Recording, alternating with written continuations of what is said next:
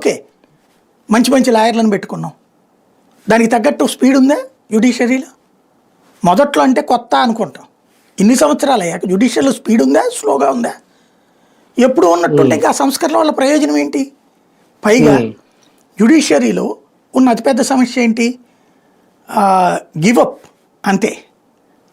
నువ్వు మాకు అప్పచెప్పు, మేము మాత్రం నీకు ఏమి సిస్టమ్ని సెటరేట్ చేయమనేటటువంటి కోణమే నడుస్తుంది. వీటిని ధన్కడ్ లాంటి వాడు అంగీకరించలేకపోతున్నాడు, సంస్కరణలు కావాలంటున్నాడు. కానీ మోడీ సర్కార్ ప్రాబ్లం ఏంటి?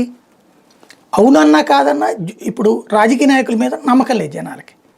అది బీజేపీ అయినా కాంగ్రెస్ పార్టీ అయినా.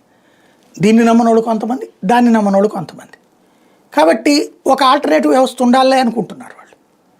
రాజకీయంతో సంబంధం లేని ఆల్టర్నేటివ్ వ్యవస్థ ఉండాలని కోరుకుంటున్నారు.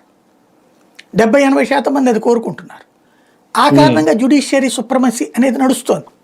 వాస్తవంగా చెప్పాలంటే జ్యుడిషియరీ అనేటటువంటిది మన రాజ్యాంగంలోని 3 వ్యవస్థల్లో ఇది కూడా సమానమైనటువంటి బాధ్యత కలిగింది. అంతేగాని సుప్రమసీ ఇవ్వాల రాజ్యాంగం. అంబేద్కర్ గారు రాసిన రాజ్యాంగంలో ఎవరికి ఆధిపత్యం ఇవ్వాల. ఒక వ్యవస్థకి మధ్య సున్నితమైన గీత గీశాడు. చెక్స్ అండ్ బ్యాలెన్సెస్ అన్నమాట. అంటే ఈ వ్యవస్థ తప్పు చేస్తే వీళ్ళు చెక్ చేయాలి, ఈ వ్యవస్థ తప్పు చేస్తే వాళ్ళు చెక్ చేయాలి. ఇక్కడ జ్యుడిషియరీ వ్యవస్థ చెక్ చేయడానికి ఇదివరకు అడ్మినిస్ట్రేటివ్ వ్యవస్థకు ఉంది అధికారం, పొలిటికల్ వ్యవస్థకు ఉంది అది.